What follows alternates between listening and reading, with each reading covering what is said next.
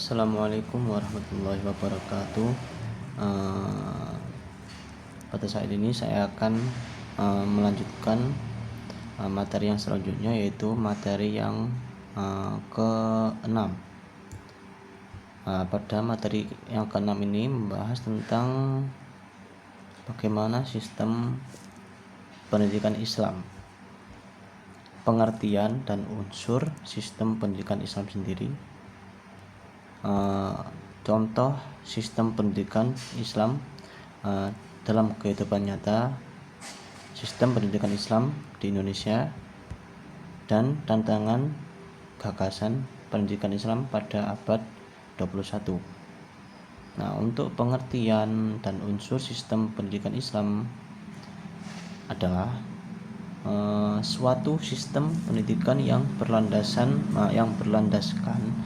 ajaran Islam, memiliki unsur, tujuan, kurikulum, pendidik, peserta didik, dan metode pendidikan, mengintegrasikan ilmu agama dan umum. Untuk contoh sistem pendidikan Islam dalam kehidupan nyata ada 3, yaitu contoh yang pertama adalah sebuah madrasah dengan pelajaran agama dan umum. Jadi imbang, ada agama dan juga ada pelajaran umum.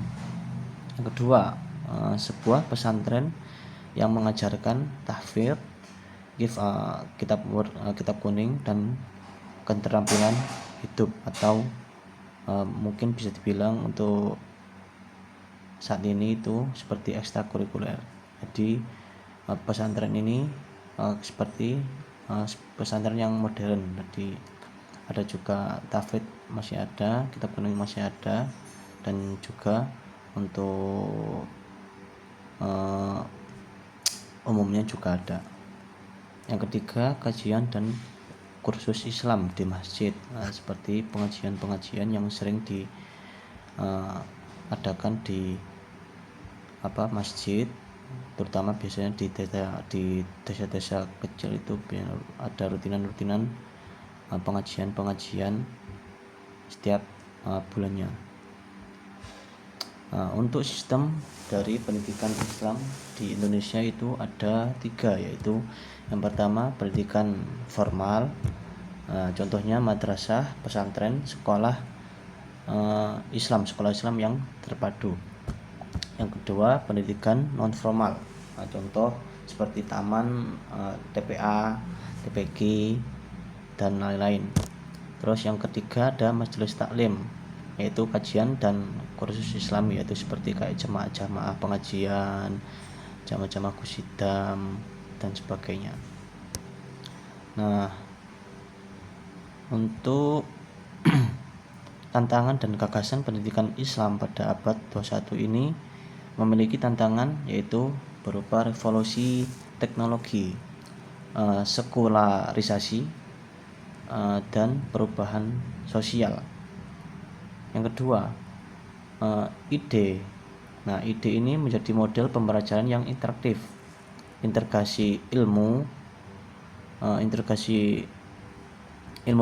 pembelajaran yang integrasi ilmu agama dan sains, dan pendidikan karakter. Yang ketiga ini menyiapkan generasi Islam yang adaptif dan inovatif di era digital, khususnya pada era saat ini. Nah, untuk materi kali ini saya kira cukup, dan akan dilanjutkan pada materi selanjutnya. Sekian dari saya, akhirul kalam. Wassalamualaikum warahmatullahi wabarakatuh.